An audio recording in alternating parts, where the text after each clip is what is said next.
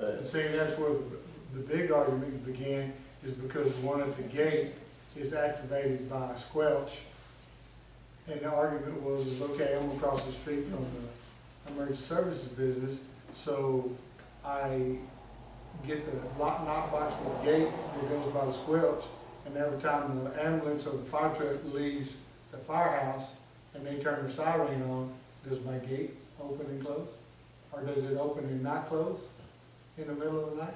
And anything up and down 123 or Main Street, if you got a lockbox that goes by a squelch, and the ambulance is running by. Well, that's definitely in this situation where it had a perimeter fence around the building. Yeah. Because in the beginning conversation, is they wanted squelch spots at the gate and a knock box at the building.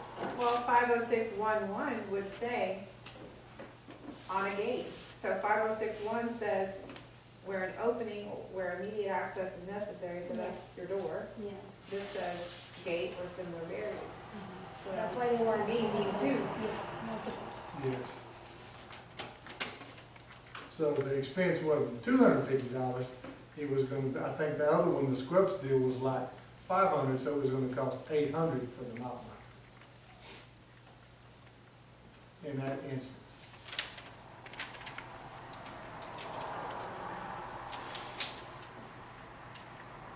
So, You're kind of in a predicament.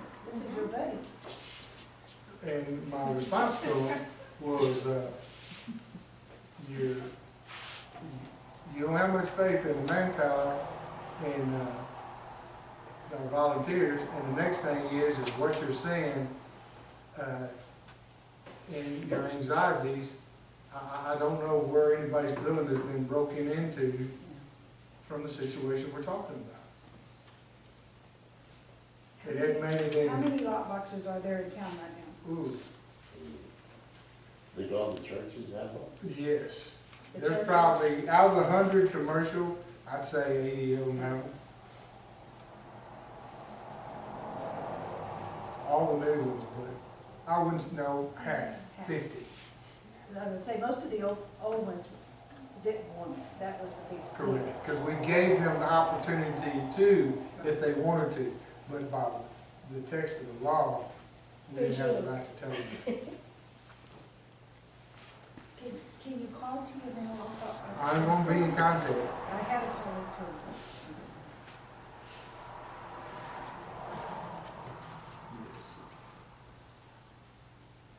And I guess the term, the fire code official, is whatever the city council passes, then it becomes up to the fire code official to follow the rules as per the order of The city council. the city council.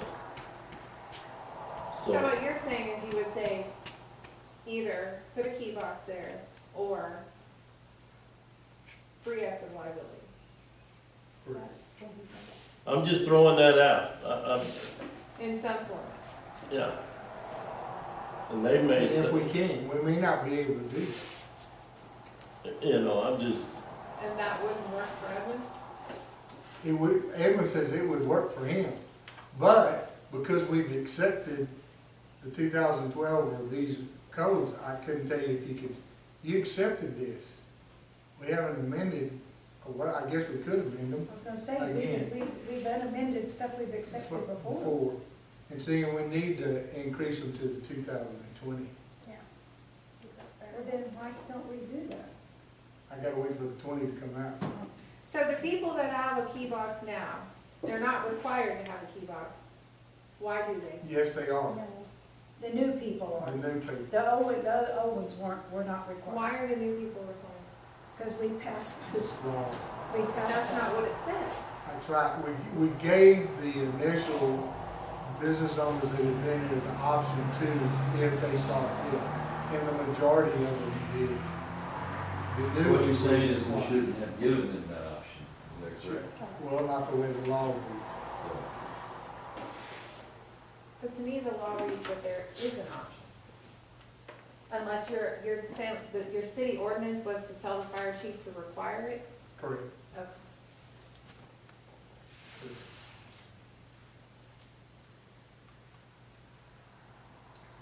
So Shall we if I- table this pending further investigation?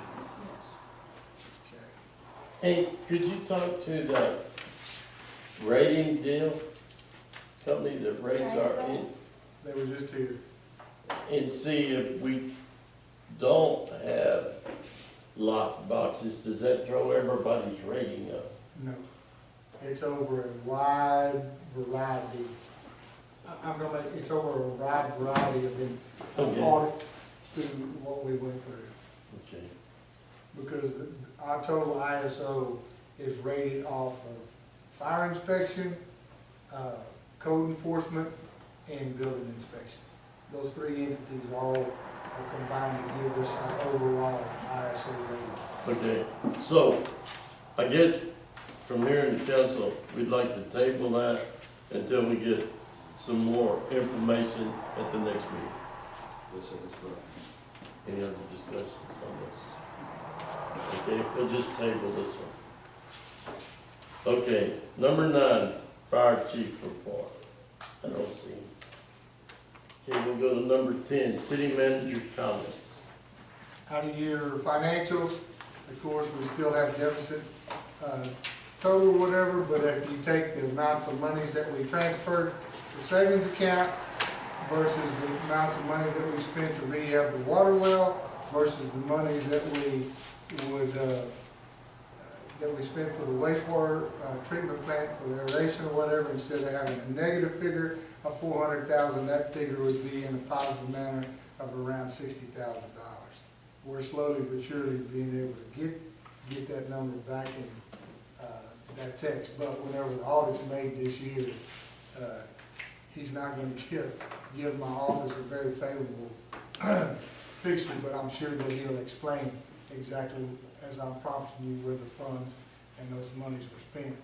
And as you would see, we have a total of $2,301,786.60 on deposit at Commerce Bank, and at Heritage Bank, we have $1,014,347.38 for a deposit to Heritage Bank, and we have a total of $3,316,133.98 in total deposits and disbursements accounts that we have. To also bring it to your attention, we did not get selected for the 2019 Texas Parks and Wildlife, that $600,000 parks grant that we were trying to get for this last time. We did not get accepted. The response that I got, and I go, well, what do you gotta do to get accepted? Well, you need to have more matching. I go, more matching? I go, we were matching 50%. I go, out of 600,000, we were coming up with $300,000 with cash between ourselves, the EDC, and other organizations. Well, then we didn't put it together right. We should have done whatever, and you'd have got more points or whatever. You were right there. The majority of the communities that got funded were all in the 10,000 to 20,000 population communities that we did. And she said, we did not have any for this type of grant get selected out of this round. But we're going to submit again this coming year again and try to make sure that we score high.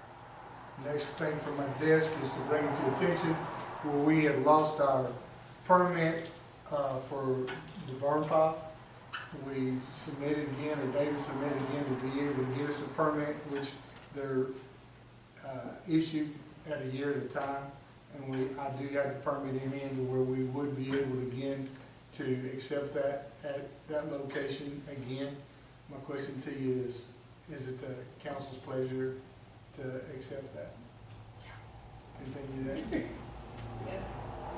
Now, we are going to continue to have curbside, but that will give us. You're saying that'll reopen the capability of taking Correct. trash back out? But when it gets to be a certain size, I got to stop it. I can only let it get so size to a certain size before I have to cut it off again.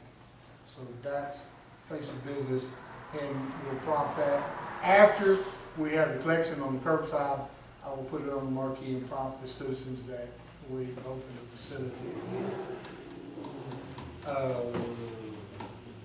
I'd just like to add a little bit to that. I think that's really a very good thing, because, you know, I've seen a lot of brush and stuff out on the side of the roads and people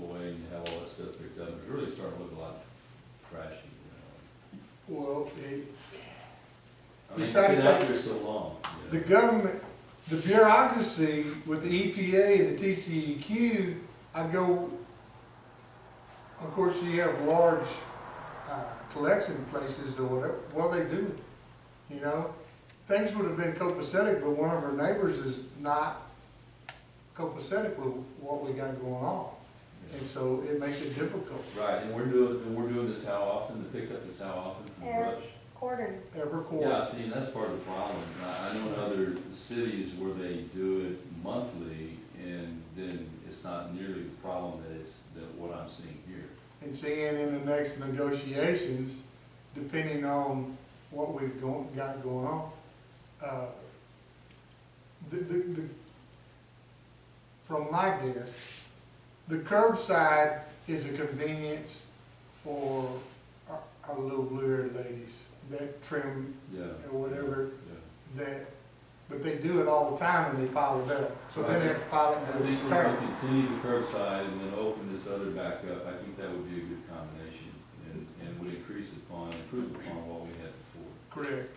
And what would take care, I feel, the issue of what you're discussing is if it stayed open and we had the pile, and then the collection comes with their dumpsters or whatever, and they pick the pile up and haul it off. The whole issue is about setting fire to it. That's where we have all of our problems, is getting the permission and getting it burned down in the time frame that TCQ wants us to have it down. Yeah. That's, because if we get big stumps, it ain't happening. Yeah. You can't get it down. And then once you put them out, you can't get it all burned up. So anyway, that's to prompt you about moving forward on that issue. Another issue that I need to bring to your attention is with the post office. This past month, we were putting out pink notices, and one of the mail carriers that I know probably stops me on the street and goes, "Banks, you don't have problems. I know you guys are putting out pink slips today, and I've delivered no less than a dozen statements from the city today." So we sent statements out on like the 28th, 29th, and we're already at the 15th, and people hadn't received, you know, the 10-day period had already expired, and people were still just getting their statements in the mail. I've called the congressman's office, I sent personal mail to the congressman's office twice. I spoke to their office 3 times by telephone, and I know that they've made contact with the mail service or whatever, because the congeniality of the personnel that operate a post office is virtually towards me has gone to zero. And so, Don't feel bad. yeah, and I don't know what to do. So I'm having problems also with a couple of commercial accounts that are large consumers. Their bills are high dollar, so when they don't make that 10-day, our penalty is such that I'm having to deal with them on the penalties, getting paid or whatever. So in discussion with the mayor to try to take care of the issue at hand, I'm gonna move the meter reading date from the 28th of the month, 26th to the 28th. We're gonna move it to the 12th to the 15th. And then that gives, and get the bill in the mail like the 15th, 16th, and then that gives them an extra 20, it makes it 20-something days instead of just 10 days that they have to be able to get the funds and get it back to the office, to where it can make a turnaround, to where it gives them more days to be able to pay the bill by the 10th. So if you have questions, ask of you about what's going on with the billing, and that is gonna start in May. I can't get it done in March, but in May, we're gonna try that process to see if we can take care of the issues there, because I can't get it tended to with the mail and the processing that goes on. So one bill will be Short. short. And then the rest will be your monthly bill. Right, okay. I mean, the only time you'll have a big bill will be the day that you disconnect. You know, you may have a couple of months there, I mean, but, So we're gonna make it a short period, not a long period. Right, the first time we do this in May, it's probably gonna be a 15-day period. Then after that, it goes back to a 30-day period. it'll be over 30 days. And that way it gives everybody, we feel like they should be able to get their mail and get us a check. Because the issue, we are having issues with some commercial accounts being able, they really and truly wanted a net 30 pay. I go, because then the issue that we had, okay, let's say that in the night they go busted or disappeared, and they're bill, you know, couple $1,000 a piece. I have some of them, the bills are $5,000 or $6,000. So if they disappeared. If you do 2 net 30s, you're out $10,000, you know, so I'm like, So it's But too, what is the mail issue? There's no way it should take 20 nobody can days. tell me, other than they wanna blame it on our office. How? We take the mail, if you get the mail there at 2:05 on the day that it comes in, we walk in with our boxes, we pay our fees up front, but if you're there at 2:05, they ain't taking it till the next day. That's, I'll admit. And then we get them on the day. I mean, it takes us, when we read on the 26th through the 28th, 26, 27, we read, everything's printed out, we go on the 28th, deliver it before 2 o'clock. Well, then it's all sent to San Antonio, processed, and then we're all supposed to come back. But this is an ongoing problem that, you take the person that used to have the old Merrimack Hotel. We're talking about the same kind of problem. It's on the 28th day, and he goes, I just got this bill today, and I got these late fees or whatever, and yak, yak, yak, and you go through that, and I go, sir, and as I tell him, a bill is a courtesy.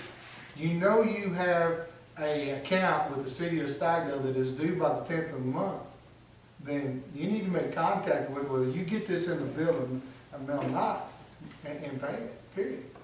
These are courtesies. Well, and then this past month, whenever the red-headed and the white pickup, Kaprizka's stepdad, he stopped me and said, you have problems again. Because I had those in my hand, and it was already like the 12th or 14th, and they're just not getting delivered. And what happens, I do not have a clue. Because they're all in one bundle together. Everything. But we continue, month after month after month, having problems with delivery. well, see, and I can honestly tell you, we had the same problem in my past life. Is we had meetings and we approved the bills. But if we got a bill and you told me, and I get it after the meeting, the end of March, my next meeting might not have been till the 13th of April to take it to be approved. Well, now, I had to, but at least if we get it out early, I could have taken it the end of March and had it approved and got it paid. And so, there is some companies, you send it out, it has to go somewhere, has to be approved. I mean, it's not, we all think about us just getting it and writing a check, but some things have to go through a procedure. And that's what, ICP Industries doesn't use this post office anymore. They take all their stuff back home to Livonia to have it tended to, because they were having basically the same issues that Mr. Smith said, I don't use this, I cannot use this post office. That's sad. So, and with that, that's all that I have to bring before you from my desk.